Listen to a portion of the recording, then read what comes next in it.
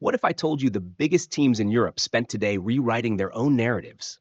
Some for better, some for much, much worse. Welcome to Across the Pitch, episode 19, where we're diving into the chaos that unfolded on the pitch today. Real Madrid turned their match into a masterclass. Liverpool put on a 9-goal thriller that left Spurs in shambles. And Manchester United? Well, let's just say Old Trafford wasn't exactly a fortress. Stick around, because this isn't just football, it's pure drama.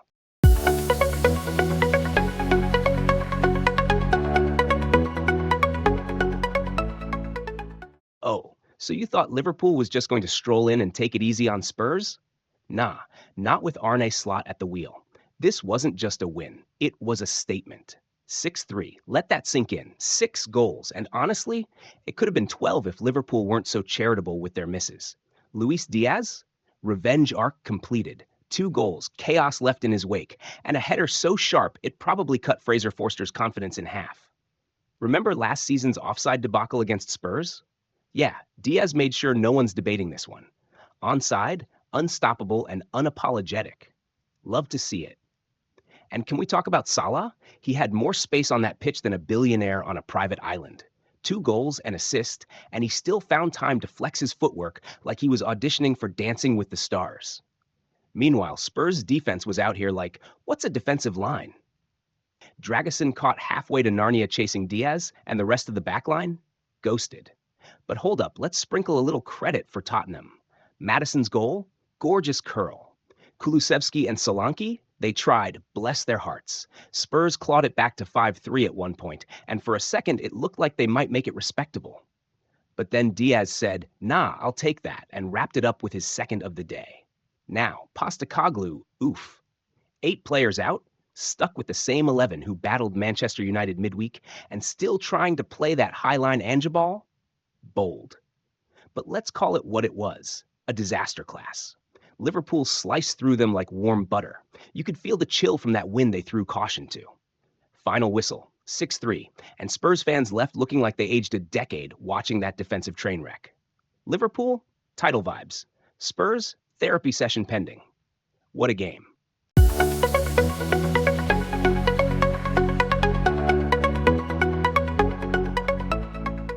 All right, listen up, because Real Madrid versus Sevilla was not just a match, it was a cinematic blockbuster.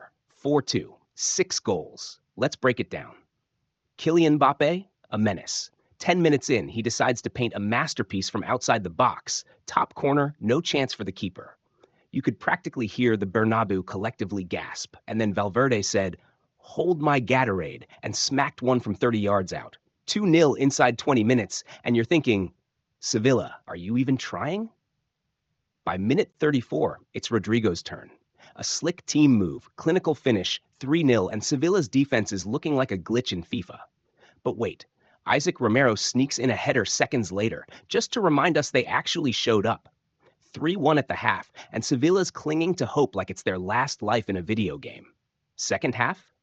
Mbappe decides to play chef, serving up a delicious assist for Brahim Diaz to make it 4-1. The Frenchman was out there toying with defenders like it was a training drill. And then, the moment of the match. No, not a goal. Jesus Navas, the Sevilla legend himself, steps onto the pitch for his final bow. 75,000 fans on their feet. A standing ovation for a career that deserves its own Netflix doc. Oh, and Sevilla sneaked in a consolation from Luke Bacchio in the 85th minute. Cute. But let's not pretend it meant anything. Real Madrid was untouchable. Mbappe? On fire.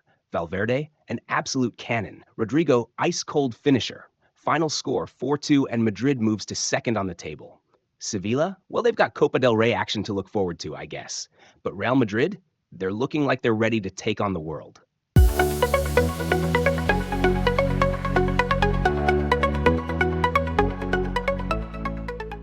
Oh, Manchester United fans, grab your tea and tissues because this one's going to sting. 3-0 at Old Trafford. To Bournemouth. Again. Let's talk about it. First goal, set-piece disaster class. 28 minutes in, Ryan Christie swings in a cross and Dean Hyson basically strolls through your defense, nods it into the top corner, and says, thank you very much. 7 goals conceded from set pieces in 6 games United. 7. It's like they're allergic to defending dead balls. Second goal, classic chaos. Mazraoui decides to gift wrap a penalty by lunging at Jan Kluivert in the box.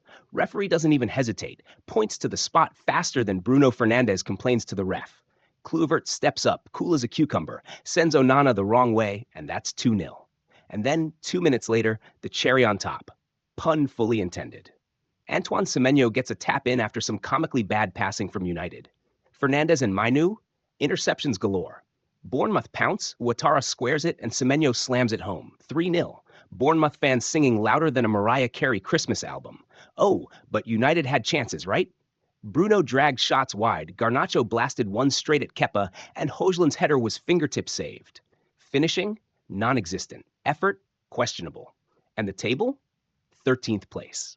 Bottom half at Christmas for the first time in 35 years. Margaret Thatcher was in power the last time this happened. Let that sink in. Meanwhile, Bournemouth are out here living their best lives, 5th in the table and back-to-back wins at Old Trafford. Semenyo even said it himself. Second time here, second win. United, at this point, you're just a favorite vacation spot for the cherries. Boxing Day? Wolves are licking their chops. End of the year? Newcastle's in red-hot form, scoring goals for fun. United's defending like this? Good luck. It's getting ugly at Old Trafford, folks.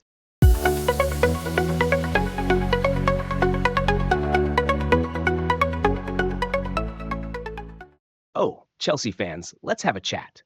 You walked into Goodison Park probably thinking it's just Everton.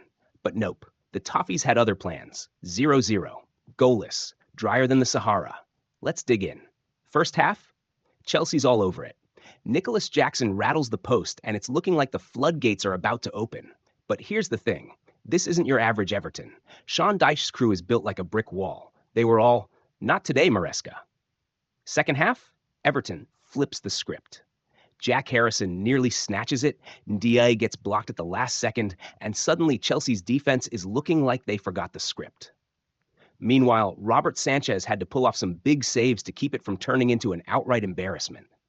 And let's talk about that Chelsea attack. 12 shots, 75% possession, and an XG of 0.77? Are you kidding me? You've got all that talent, and you can't find the back of the net? It's like showing up to a party with the best playlist and forgetting the speakers. But credit where it's due. Everton's defense? 7 clean sheets since October, the best in Europe's Big 5 leagues. Dyche has turned this team into a fortress, and they've now shut out Chelsea and Arsenal back-to-back. Not bad for a squad that started the season looking like relegation favorites. Chelsea, on the other hand, leaves Goodison Park with a big fat missed opportunity. Liverpool's out here leading the table, and you're sitting 1 point behind, wondering what could have been. Maresca says he's proud of the team for learning to play different kinds of games. All right, but when do we get back to scoring? Meanwhile, Everton fans are probably popping champagne after that takeover and this result. They've climbed to 15th, and the vibes are immaculate. Chelsea, back to the drawing board. Good luck explaining this one.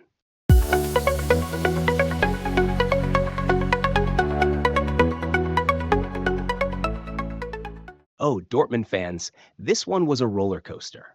3-1 away at Wolfsburg, but it wasn't as smooth as that scoreline makes it sound. Let's dive in. First half, pure Dortmund dominance. 25 minutes in, Mullen smashes one in from a corner, and Wolfsburg's defense is already looking like Swiss cheese. But wait, there's more. 3 minutes later, Brandt threads the needle with a killer pass to Bayer, who finishes like it's a training drill. And then, bam! Another 3 minutes, and the roles reverse. Bayer sets up Brandt, who slots it home from the edge of the box. 3-0 in 6 minutes. 6. Wolfsburg, stunned, silent, absolutely rattled. But the second half, that's where the drama kicks in. Wolfsburg shows up with some fight, and in the 58th minute, Vavro heads one in from a corner to make it 3-1. Hope for the Wolves? Maybe.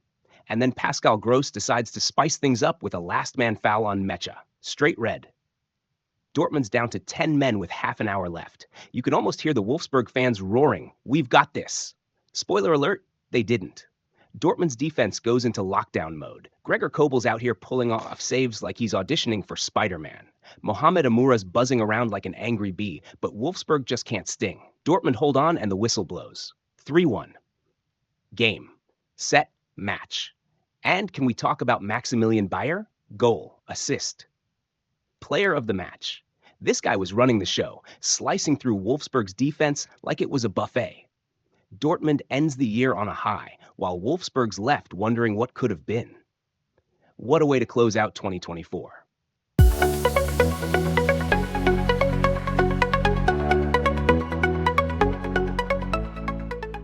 Roma fans, this was not just a win, it was an art exhibit.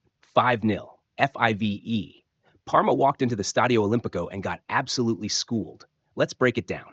First up, Paulo Dybala. The man is a magician. 13 minutes in, he gets tripped in the box, dusts himself off, and slots the penalty like he's signing autographs. Cool, calm, clinical. And that's just the warm-up. The second goal, pure poetry. Angelino whips in a cross and Alexis Saelemaekers says, "Let me remind you who I am," with a gorgeous volley. Zion Suzuki tried, bless his heart, but that ball zipped past him so fast, he's probably still processing it. Now, Parma did try to respond. Hernani rattled the crossbar, Valeri skimmed it, and Sohm somehow missed from 5 yards out. But Miles Svilar in Roma's goal was out there saying, "Not today, folks." Second half, Roma turned it into a highlight reel. Saelemaekers shot deflects, and who's there to tap it in? Dybala again. VAR checked, and it's all good, 3-0. And then, because why not, Leandro Paredes converts another penalty after Saelemaekers gets shoved over. Parma's defense was basically handing out gifts like it's Christmas. And finally, Artem Dovbyk wraps it up. Dybala dinks a perfect assist, and Dovbyk just cushions it over the line like he's placing an ornament on a tree. 5-0. Parma, utterly destroyed. Roma, absolute vibes. Dybala could have had a hat trick, but he was too busy being generous. Even when he stumbled on the ball, it somehow looked graceful. And let's give some love to Svilar, clean sheet hero. Roma ends the year with a bang, and honestly, who's stopping them? Parma certainly didn't.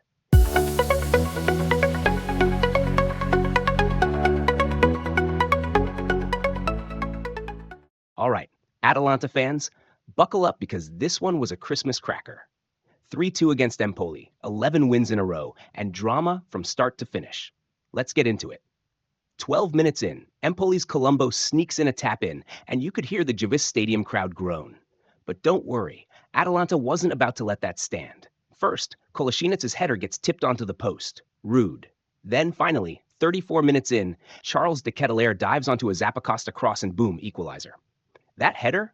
Chef's kiss. And just before halftime, Lookman says, "Hold my eggnog," controls a Zaniolo pass and fires it in. 45+1. 2-1 Atalanta. Empoli's defense on holiday early. Second half, chaos. De Ketelaere hits the post, Ederson grazes it, but then VAR gets involved, and Empoli's Esposito converts the penalty to make it 2-2. Annoying, right? But Atalanta's relentless. They keep pushing. And in the 86th minute, De Ketelaere decides to give everyone an early Christmas present. He skips past 3 defenders, yes, 3, cuts inside, and bends a beauty into the bottom corner. 3-2. Game. Set. Nerazzurri.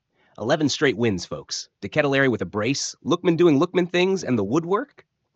Let's just say it had a busy night. Empoli put up a fight, but Atalanta's on a mission, and nobody's stopping them right now. Merry Christmas, indeed.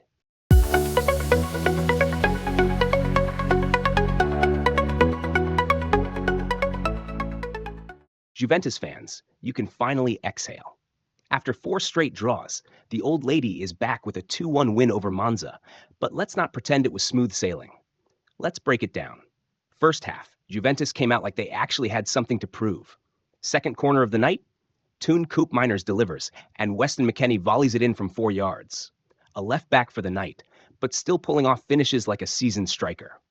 1-0. Job done, right? Wrong. Monza wasn't about to roll over. Enter Samuele Birondelli, yes, the son of Juve legend Alessandro Birondelli, with a stunning left foot volley from 14 yards out. His first Serie A goal, and he picks this moment to score it? Of course. 1-1, and you could feel the tension creeping back. But Juve wasn't done. Nico Gonzalez, stepping into his new trequartista role, pounces on a McKennie knockdown and fires it home from close range. 2-1. Back in front. And from there, it was all about hanging on. Koopmeiners goes off injured at halftime, because why wouldn't Juve have more bad luck? But the defense held firm.